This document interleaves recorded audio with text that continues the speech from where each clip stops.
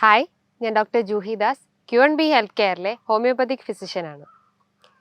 ഇന്ന് അധികം ആരും ശ്രദ്ധിക്കാത്തൊരു കാര്യമാണ് നമ്മുടെ ബോഡിയിൽ ക്രിയാറ്റിനിൻ കൂടുക എന്ന്. അപ്പോൾ ക്രിയാറ്റിനിൻ കൂടുക എന്ന് പറയുമ്പം നമ്മുടെ ബോഡിയിൽ കിഡ്നിയിൽ എന്തോ ഒരു തകരാറുണ്ട് എന്ന് മനസ്സിലാക്കാം. അപ്പോൾ ഒരു ബ്ലഡ് ടെസ്റ്റ് ചെയ്ത് നോക്കുമ്പോൾ അല്ലെങ്കിൽ നമ്മൾ വേറെ എന്തെങ്കിലും ബ്ലഡ് ടെസ്റ്റ് ചെയ്യുമ്പോഴാണ് ബോഡിയിൽ ക്രിയാറ്റിനിൻ്റെ അളവ് കൂടിയിട്ടുണ്ടെന്ന് മനസ്സിലാക്കുന്നത്. നോർമൽ വാല്യൂ എന്ന് പറയുമ്പോൾ ഒരു 0.6 മുതൽ 1.2 മില്ലിഗ്രാം ആണ് നോർമൽ പറയുന്നത്. അപ്പോൾ ഒരു പലപ്പോഴും ആളുകൾ ഒരു 1.3 ആയി കഴിഞ്ഞാലും അധികം ആരും ശ്രദ്ധിക്കില്ല. അതൊരു 2 മില്ലിഗ്രാം ഒക്കെ കണ്ടു കഴിഞ്ഞാൽ ഒരു ലാബ് റിപ്പോർട്ടിൽ ഒരു 2 മില്ലിഗ്രാം ഒക്കെ കണ്ടു കഴിഞ്ഞാലാണ് അവർ ശ്രദ്ധിക്കുന്നത് ക്രിയാറ്റിനിൻ എന്ന് പറഞ്ഞ ആളത് കൂടിയിട്ടുണ്ട്, അപ്പോൾ എന്തൊക്കെയോ ലക്ഷണങ്ങൾ കാണിക്കുന്നുണ്ടാവും എന്നൊക്കെ ഒരു സംശയങ്ങളുണ്ടാവും. അപ്പോൾ ഈ ഒരു ക്രിയാറ്റിനിൻ എന്ന് പറഞ്ഞു കഴിഞ്ഞാൽ നമ്മളെ ബോഡിയിൽ ഉണ്ടാകുന്ന ഒരു വേസ്റ്റ് പ്രൊഡക്റ്റ് ആണ്. അതായത് കിഡ്നി പുറന്തള്ളുന്ന ഒരു വേസ്റ്റ് പ്രൊഡക്റ്റ് ആണ്. അപ്പോൾ ആ വേസ്റ്റ് പ്രൊഡക്റ്റ് ഉണ്ടാവണേ അതിനൊരു മെയിൻ പ്രൊഡക്റ്റ് അവിടെ ഉണ്ടാവണം. മെയിൻ പ്രൊഡക്റ്റ് എന്ന് പറഞ്ഞു കഴിഞ്ഞാലാണ് ക്രിയാറ്റിൻ. ഈ ക്രിയാറ്റിൻ എന്ന് പറഞ്ഞ ഈ ഒരു വേസ്റ്റ് പ്രൊഡക്റ്റ് നമ്മളെ മസിൽ മെറ്റബോളിസം അല്ലെങ്കിൽ മസിൽസിൻ്റെ ആ ഒരു സ്ട്രക്ചർ അല്ലെങ്കിൽ മസിൽ മെറ്റബോളിസത്തിൽ നിന്നുണ്ടാവുന്ന ഒരു വേസ്റ്റ് പ്രൊഡക്റ്റ് ആണ്. മസിൽ മെറ്റബോളിസത്തിൽ നിന്നുണ്ടാവുന്ന ഒരു ബൈ പ്രൊഡക്റ്റ് അല്ലെങ്കിൽ പ്രോട്ടീൻ പ്രൊഡക്റ്റ് ആണ് ഈ ക്രിയാറ്റിനിൻ. അപ്പോൾ കൂടുതൽ വർക്കൗട്ട് ചെയ്യുന്ന ആളുകൾക്ക് അല്ലെങ്കിൽ ബോഡി ബിൽഡേഴ്സിന് അല്ലെങ്കിൽ കൂടുതൽ മസിൽ മാസ് ഉണ്ടാക്കിയെടുക്കുന്ന ആളുകളിലൊക്കെ ഈ ക്രിയാറ്റിനിൻ്റെ അളവ് കൂടാം. അതേപോലെ തന്നെ കൂടുതലായിട്ട് പ്രോട്ടീൻ റിച്ച് ആയിട്ടുള്ള ഭക്ഷണങ്ങൾ, അതായത് ആനിമൽ പ്രോട്ടീൻസ്, അതായത് റെഡ് മീറ്റ് ഒക്കെ, അത് പോർക്ക്, ബീഫ്, മട്ടനൊക്കെ അടങ്ങിയിട്ടുള്ള റെഡ് മീറ്റ് അല്ലെങ്കിൽ ആനിമൽ പ്രോട്ടീൻസ് ഒക്കെ കൂടുതലായിട്ട് എടുക്കുകയാണെങ്കിൽ നമ്മളെ ബോഡിയിൽ ക്രിയാറ്റിൻ കൂടുക. അപ്പോൾ ആനിമൽ പ്രോട്ടീൻസ് ഒഴിവാക്കിയിട്ട് വെജിറ്റബിൾ പ്രോട്ടീൻസ് എടുക്കുക, അതായത് ധാന്യങ്ങൾ, പയറുവർഗ്ഗങ്ങളൊക്കെ എടുക്കാൻ ശ്രമിക്കുക. അങ്ങനെ അതൊക്കെ എടുത്തു കഴിഞ്ഞാൽ ക്രിയാറ്റിൻ നമ്മുടെ ബോഡിയിൽ കുറയ്ക്കാൻ പറ്റും. അതേപോലെ തന്നെ നമ്മൾ വെള്ളത്തിൻ്റെ അളവ് കുറഞ്ഞു കഴിഞ്ഞാൽ നമ്മുടെ ബോഡിയിൽ വെള്ളത്തിൻ്റെ അളവ് കുറഞ്ഞു കഴിഞ്ഞാലും ക്രിയാറ്റിൻ്റെ അളവ് കൂടാനുള്ള ചാൻസ് ഉണ്ട്. വെള്ളം എന്ന് പറയുമ്പോൾ ഒരു നോർമൽ രീതിയിൽ നോക്കുമ്പോൾ ഒരു നമ്മളെ യൂറിൻ ഔട്ട്പുട്ടിനനുസരിച്ചാണ് നമ്മൾ വെള്ളം കുടിക്കേണ്ടത്.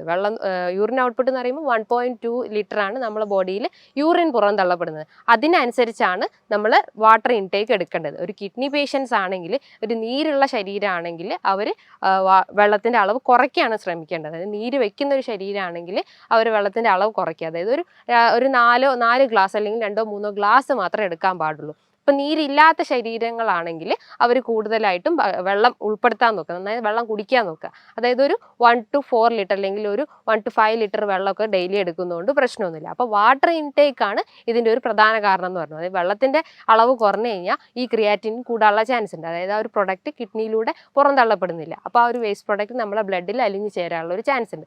അതേപോലെ തന്നെയാണ് നമ്മൾ കൂടുതലായിട്ട് വർക്കൗട്ട് എടുക്കുന്നതും പ്രോട്ടീൻ റിച്ച് ആയിട്ടുള്ള ഭക്ഷണങ്ങളും. അതോടൊപ്പം തന്നെ നമുക്ക് എന്തെങ്കിലും ഹെറിഡിറ്ററി ഉണ്ടെങ്കിൽ, അതായത് ഫാമിലി ഹിസ്റ്ററി ഉണ്ടെങ്കിലും ഈ ഒരു ക്രിയാറ്റിൻ്റെ അളവ് കൂടാനുള്ള ഒരു ചാൻസ് ഉണ്ട്.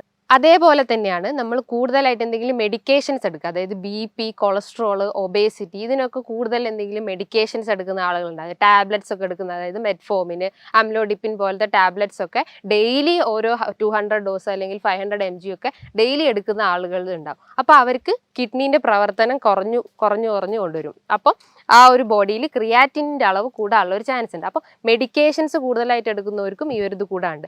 അതേപോലെ തന്നെയാണ് കൂടുതലായിട്ട് ഇൻഫെക്ഷൻസ്, എന്തെങ്കിലും കിഡ്നി ട്രാക്റ്റിലൊക്കെ എന്തെങ്കിലും യൂറിനറി ട്രാക്റ്റിൽ അല്ലെങ്കിൽ മൂത്രനാളത്തിലൊക്കെ എന്തെങ്കിലും ഇൻഫെക്ഷൻസ് വരിക, ഈക്കോളൈ പോലത്തെ ഇൻഫെക്ഷൻസ് കാരണം നമ്മുടെ ബോഡിയിൽ, ഈക്കോളൈ ബാക്ടീരിയ കാരണം നമ്മുടെ ബോഡിയിൽ യൂറിനറി ഇൻഫെക്ഷൻസ് ഉണ്ടാക്കാം. അത് കാരണം നമ്മളെ ബോഡിയിൽ യൂറിൻ്റെ അളവ് കുറയുക അല്ലെങ്കിൽ മൂത്രം ഒഴിക്കാൻ ബുദ്ധിമുട്ട് വരികയൊക്കെ ചെയ്യുന്നു. അപ്പോൾ അങ്ങനെ എന്തെങ്കിലും റെക്കറൻ്റ് ആയിട്ടുള്ള യൂറിനറി ട്രാക്ട് ഇൻഫെക്ഷൻസ് ഉണ്ടെങ്കിലും ഈ ഒരു ക്രിയാറ്റിൻ്റെ അളവ് കൂടാനുള്ള ചാൻസ് ഉണ്ട്. അതോടൊപ്പം തന്നെ നമുക്ക് എന്തെങ്കിലും സ്നേക്ക് ബൈറ്റ് അല്ലെങ്കിൽ പാമ്പ് കടിച്ചാലൊക്കെ നമ്മുടെ ബോഡിയിൽ ക്രിയാറ്റിൻ്റെ അളവ് കൂടാം. കാരണം സ്നേക്ക് ബൈറ്റ്, അതായത് വൈപ്പർ പോലത്തെ സ്നേക്കൊക്കെ കടിച്ചു കഴിഞ്ഞാൽ നമ്മുടെ ബോഡിയിൽ ഹീമോടോക്സിക് ആവാം, അതായത് രക്തത്തിൽ ഉണ്ടാകുന്ന ടോക്സിസിറ്റി കൂടുക, അതായത് ടോക്സിൻ ബോഡിയിൽ പ്രൊഡ്യൂസ് ചെയ്യാൻ തുടങ്ങും. അപ്പോൾ അത് കിഡ്നി വഴി പുറന്തള്ളപ്പെടാതെ കിഡ്നീൻ്റെ ഒരു ഫിൽട്രേഷനെ ഡാമേജ് ചെയ്യുകയും ചെയ്യുന്നു.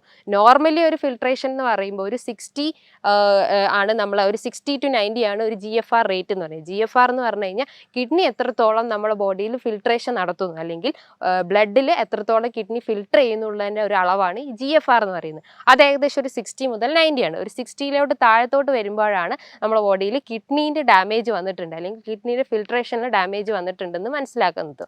അതേപോലെ തന്നെയാണ് നമ്മുടെ ബോഡിയിൽ മറ്റ് മെറ്റബോളിക് ഡിസോർഡേഴ്സ്, അതായത് thyroid disorders, PCOD disorders, diabetes, fatty liver, ഇതൊക്കെ ഉണ്ടെങ്കിലും ക്രിയാറ്റിൻ്റെ അളവ് കൂടാൻ ചാൻസ് ഉണ്ട്. ഡയബറ്റിസ് പേഷ്യൻസിൻ്റെ അകത്ത് രക്തത്തിൽ ക്രമാതീതമായിട്ട് ഷുഗറിൻ്റെ അളവ് കൂടുന്നുണ്ട്. അപ്പോൾ ഷുഗറിൻ്റെ അളവ് കൂടിക്കഴിഞ്ഞാൽ, ഗ്ലൂക്കോസിൻ്റെ അളവ് കൂടിക്കഴിഞ്ഞ് കഴിഞ്ഞാൽ അത് ഈ ഒരു കിഡ്നീൻ്റെ അകത്തുള്ള ഈ ഗ്ലോമറുലസിൽ പോയിട്ട് ഡിപ്പോസിറ്റ് ചെയ്യും. അപ്പോൾ ആ ഒരു ഗ്ലോമറുലസിൻ്റെ ഫംഗ്ഷൻ എന്ന് പറഞ്ഞു കഴിഞ്ഞാൽ എന്താ, ഫിൽട്രേഷൻ ആണ്. ഈ ഫിൽട്രേഷൻ ഇത് ബാധിക്കുകയും ആ ഒരു ഫിൽട്രേഷൻ്റെ അകത്ത് ഈ ഒരു ഗ്ലൂക്കോസ് മോളിക്യൂൾസ് ഡിപ്പോസിറ്റ് ചെയ്തിട്ട് പുറന്തള്ളപ്പെടാതിരിക്കുകയും, അതായത് വേസ്റ്റ് ഒന്നും പുറന്തള്ളപ്പെടാതെ രക്തത്തിൽ ഈ ഒരു വേസ്റ്റ് പ്രൊഡക്റ്റ് കൂടുന്ന ഒരു അവസ്ഥ വരുന്നു. അങ്ങനെയാണ് ബോഡിയിൽ ക്രിയാറ്റിനിൻ്റെ അളവ് കൂടുന്നത്. ഒരു ബ്ലഡ് റിപ്പോർട്ട് നോക്കിക്കഴിഞ്ഞാലാണ്, അതായത് ക്രിയാറ്റിനിൻ്റെ അളവ് നോക്കിയിട്ടാണ് നമ്മളെ ബോഡിയിൽ കിഡ്നി എത്രത്തോളം ഫങ്ഷനിങ് ആണ് നോക്കുന്നത്. അതായത് ഒരു 20% ഫങ്ഷനിങ് ആണോ അല്ലെങ്കിൽ 30% ഫങ്ഷനിങ് ആണോ, എത്രത്തോളം ഫങ്ഷനിങ് ആണ് നോക്കുന്നത് ഈ ക്രിയാറ്റിനിൻ്റെ അളവ് നോക്കിയിട്ടാണ്. ക്രിയാറ്റിനിൻ ചിലപ്പോൾ ഓരോ ലാബിലും ഓരോ രീതിയിലുള്ള വാല്യൂസ് ആയിരിക്കും കാണിക്കുക. അപ്പോൾ നമ്മൾ ഒരു നോർമൽ വാല്യൂ പറയുമ്പോൾ 0.6 മുതൽ 1.2 ആണ്. ഈ ഒരു ചിലപ്പോൾ ആ ലാബിൻ്റെ ആ ഒരു വാല്യൂവിൻ്റെ അകത്ത് റെഫറൽ റേഞ്ച് കൊടുത്തിട്ടുണ്ടാവും. ആ റേഞ്ചിൻ്റെ നേരെ ആയിരിക്കും ആ ഒരു വാല്യൂ എഴുതിയിട്ടുണ്ടാവും, അതായത് ആ നോർമൽ വാല്യൂ കാണിക്കുന്നത്. അപ്പോൾ അതിൽ ഹൈ ആകുമ്പോൾ അല്ലെങ്കിൽ ലോ ആകുമ്പോഴാണ് നമുക്ക് ബോഡിയിൽ സിംറ്റംസ് കാണിക്കുന്നത്. ഹൈ ആവുന്നതെന്ന് പറഞ്ഞാൽ ഈ ഒരു 1.2ന് ശേഷം, അതായത് ഒരു 2 മില്ലിഗ്രാമിന് ശേഷം ആകുമ്പോഴാണ് നമ്മൾ ബോഡിയിൽ പല ലക്ഷണങ്ങളും കാണിക്കുന്നത്. ലക്ഷണങ്ങൾ എന്ന് പറയുമ്പോൾ കിഡ്നീനെയാണ് ഡാമേജ് ചെയ്തിട്ടുള്ളത്. അപ്പോൾ കിഡ്നി റിലേറ്റ് ചെയ്തിട്ടുള്ള അസുഖങ്ങളായിരിക്കും പ്രധാനമായിട്ട് ഉണ്ടാവുക. അതായത് മൂത്രത്തിൽ പഴുപ്പ് കാണുക, അല്ലെങ്കിൽ മൂത്രത്തിൽ പത കാണുക, അതായത് മൂത്രം ഒഴിക്കുമ്പോൾ പഴുപ്പ് ഉണ്ടാവുക, അതായത് മൂത്രം ഒഴിക്കുമ്പോൾ വേദന ഉണ്ടാവുക, മൂത്രത്തിൽ പത നിറയുക, അല്ലെങ്കിൽ ഒരു ഭയങ്കര ഡിസ്കളറേഷൻ ഉണ്ടാവുക, ഡാർക്ക് കളർ അല്ലെങ്കിൽ കോൺസെൻട്രേറ്റഡ് കളർ ആവുക. നോർമലി ഒരു യൂറിൻ കളർ എന്ന് പറഞ്ഞാൽ പെയിൽ യെല്ലോ ആണ്. അപ്പോൾ അത് കുറച്ചുകൂടി ഡാർക്ക് ആവുക, അതായത് ഫിൽട്രേഷൻ അവിടെ പ്രോപ്പറായിട്ട് നടക്കാത്തൊരവസ്ഥ വരിക. അതേപോലെ തന്നെ നമുക്ക് ബാക്ക് പെയിൻ വരിക, നടുവേദന വരിക. ബിക്കോസ് കിഡ്നീൻ്റെ ഒരു ലൊക്കേഷൻ എന്ന് പറഞ്ഞു കഴിഞ്ഞാൽ നമ്മുടെ ബാക്കത്തെ വാരിയലിൻ്റെ താഴെയായിട്ടാണ്, അതായത് വെർട്ടിബ്രാസിൻ്റെ താഴെയായിട്ടാണ് കിഡ്നീൻ്റെ ലൊക്കേഷൻ ഉണ്ടാവുക. അപ്പോൾ ആ ഒരു കിഡ്നീൻ്റെ ഫംഗ്ഷനിങ് കറക്റ്റ് അല്ലെങ്കിൽ നമുക്ക് ബാക്ക് പെയിൻ ഡെവലപ്പ് ചെയ്യാനുള്ള ഒരു ചാൻസ് ഉണ്ട്. അതേപോലെ തന്നെ ആ ബാക്ക് പെയിൻ റേഡിയേറ്റ് ചെയ്തിട്ട് ഫ്രണ്ടിലോട്ട് ഇറങ്ങി വരാനുള്ള ചാൻസ് ഉണ്ട്. ഇതൊരു കിഡ്നി സ്റ്റോണിൻ്റെ ഒരു ലക്ഷണമായിട്ട് നമുക്ക് പറയപ്പെടാം. അതേപോലെ തന്നെ നമുക്ക് ഇടയ്ക്കിടയ്ക്ക് ഗ്യാസ് ട്രബിൾ വരിക, അതായത് ഓക്കാനും ഛർദി പോലത്തെ ഗ്യാസ് ട്രബിൾ ഉണ്ടാവും. ഫുഡ് കഴിച്ച് കഴിഞ്ഞാൽ അപ്പം തന്നെ വൊമിറ്റ് ചെയ്യാനുള്ള ടെൻഡൻസി വരിക, വിശപ്പില്ലാത്തൊരവസ്ഥ വരിക, അതുപോലെ അമിതമായിട്ടുള്ള ക്ഷീണം, നമുക്ക് ഇടയ്ക്കിടയ്ക്ക് കിടക്കാൻ തോന്നുക, ഒരു ഉന്മേഷക്കുറവ് ഉണ്ടാവുക, അതുപോലെ മസിൽസിൽ നിന്നൊക്കെ ഭയങ്കര വേദന ഉണ്ടാവുക, അല്ലെങ്കിൽ ജോയിൻസിൽ നിന്നൊക്കെ ഭയങ്കര വേദന ഉണ്ടാവുക. ഇത്തരം ലക്ഷണങ്ങളാണ് ഈ ക്രിയാറ്റിനിൻ്റെ അളവ് കൂടിക്കഴിഞ്ഞാൽ കാണിച്ചു തരുന്നത്. ഈ ക്രിയാറ്റിനിൻ്റെ അളവ് കൂടിക്കഴിഞ്ഞ് കഴിഞ്ഞാൽ അത് നമ്മൾ കൺട്രോൾ ചെയ്യണം. അത് പ്രധാനമായിട്ടും ഞാൻ പറഞ്ഞു, പ്രോട്ടീൻ റിച്ച് ആയിട്ടുള്ള ഭക്ഷണങ്ങൾ, അല്ലെങ്കിൽ ബോഡി ബിൽഡേഴ്സൊക്കെ ക്രിയാറ്റിൻ പ്രോട്ടീൻ പൗഡേഴ്സ് എടുക്കാറുണ്ട്. അപ്പോൾ പ്രോട്ടീൻ റിച്ച് ആയിട്ടുള്ള ഭക്ഷണങ്ങൾ ഒഴിവാക്കുക. അപ്പോൾ ഡയറ്റ് എന്ന് പറയുമ്പോൾ നമ്മൾ മെയിനായിട്ട് ഫോക്കസ് ചെയ്യേണ്ടത് എക്സസൈസ് എന്ന് പറയുമ്പോൾ ലൈറ്റ് എക്സസൈസ്, ഹൈ എക്സസൈസ് ചെയ്യാതെ ലൈറ്റ് എക്സസൈസ്, അതായത് വാക്കിങ്, ചെറിയ രീതിയിലുള്ള നടത്തം, അല്ലെങ്കിൽ ഒരു 20 മിനിറ്റുള്ള നടത്തം, ചെറിയൊരു ഓട്ടം, അതൊക്കെയാണ് ലൈറ്റ് എക്സസൈസ്. അതായത് ഹൈ എക്സസൈസ് ഒഴിവാക്കിയിട്ട് മോഡറേറ്റ് ആയിട്ടുള്ള എക്സസൈസ് ഇൻവോൾവ് ചെയ്യുക. അതേപോലെ തന്നെ പ്രോട്ടീൻ റിച്ച് ആയിട്ടുള്ള ഭക്ഷണങ്ങൾ ഒഴിവാക്കുക. പ്രോട്ടീൻ എന്ന് പറയുമ്പോൾ ആനിമൽ പ്രോട്ടീൻസ്, അതായത് ആനിമൽ പ്രോട്ടീൻസ് എന്ന് പറയുമ്പോൾ റെഡ് മീറ്റ്, അല്ലെങ്കിൽ പോർക്ക്, ബീഫ്, മട്ടനൊക്കെ അടങ്ങിയിട്ടുള്ള ആനിമൽ പ്രോട്ടീൻസ് ഒഴിവാക്കുക. അതേപോലെ അതിൻ്റെ അകത്ത് വെജ് പ്രോട്ടീൻസ് ഉൾപ്പെടുത്താൻ നോക്കുക. അതേപോലെ തന്നെ പാൽ ഉൽപ്പന്നങ്ങളൊക്കെ ഒഴിവാക്കാൻ നിൽക്കുക. കാരണം അതിൻ്റെ അകത്ത് കൂടുതലായിട്ടും പ്രോട്ടീൻ അടങ്ങിയിട്ടുണ്ട്. അപ്പോൾ പാൽ ഉൽപ്പന്നങ്ങളും ഒഴിവാക്കുക. അതേപോലെ തൈരും മോരും ഒക്കെ ഉൾപ്പെടുത്തി കഴിഞ്ഞ് കഴിഞ്ഞാൽ കുറേ ഡൈജഷൻ പ്രോപ്പർ ആവുകയും നമ്മളെ രക്തമൊക്കെ ഒന്ന് ഫിൽട്ടർ ചെയ്യാൻ സഹായിക്കുന്നതാണ്. അതേപോലെ ഉൾപ്പെടുത്തേണ്ടതാണ് പയറുവർഗ്ഗങ്ങൾ എന്ന് പറഞ്ഞാൽ ധാന്യങ്ങൾ, ചെറിയ ചെറിയ ധാന്യങ്ങൾ, ചെറുപയർ, കടല പോലത്തെ ധാന്യങ്ങൾ ഉൾപ്പെടുത്തുന്നത് നല്ലതാണ്. അതേപോലെ ഒഴിവാക്കേണ്ട ഒരു കാര്യമാണ് ഇന്നത്തെ ഫാസ്റ്റ് ഫുഡ്, അല്ലെങ്കിൽ ജങ്ക് ഫുഡ്, അല്ലെങ്കിൽ ഫാസ്റ്റ് ഫുഡ് ഐറ്റംസ് ആയിട്ടുള്ള പിസ്സ, ബർഗർ ഒക്കെ ഉണ്ടെങ്കിൽ ആ ഒരു ഫാസ്റ്റ് ഫുഡ് ഒഴിവാക്കി കഴിഞ്ഞ് കഴിഞ്ഞാൽ നമ്മുടെ ബോഡിയിൽ അന്നജത്തിൻ്റെ അളവ് കുറയും, അല്ലെങ്കിൽ ഗ്ലൂക്കോസിൻ്റെ അളവ് കുറയുകയും ഡയബറ്റിസ് കൺട്രോൾ ആവുകയും, ഡയബറ്റിസ് കൺട്രോൾ ആയി കഴിഞ്ഞ് കഴിഞ്ഞാൽ ക്രിയാറ്റിനിൻ്റെ അളവ് നമുക്ക് കുറയ്ക്കാൻ പറ്റും. അതേപോലെ ഒഴിവാക്കേണ്ടതാണ് സോഫ്റ്റ് ഡ്രിങ്ക്സ് ഐറ്റംസ്, ചായ, കാപ്പിയൊക്കെ ഉണ്ടെങ്കിൽ, സോഫ്റ്റ് ഡ്രിങ്ക്സ് എന്ന് പറഞ്ഞു കഴിഞ്ഞാൽ പെപ്സി, കൊക്കോകോള, അല്ലെങ്കിൽ ചായ, കാപ്പിയൊക്കെ ഉണ്ടെങ്കിൽ അത് ഒഴിവാക്കാൻ നോക്കുക. ചായയും കാപ്പിയും കുടിക്കുന്ന ആളുകളാണെങ്കിൽ ഷുഗർ കുറച്ചിട്ട് കാപ്പിയും ചായയൊക്കെ കുടിക്കാൻ നോക്കുക.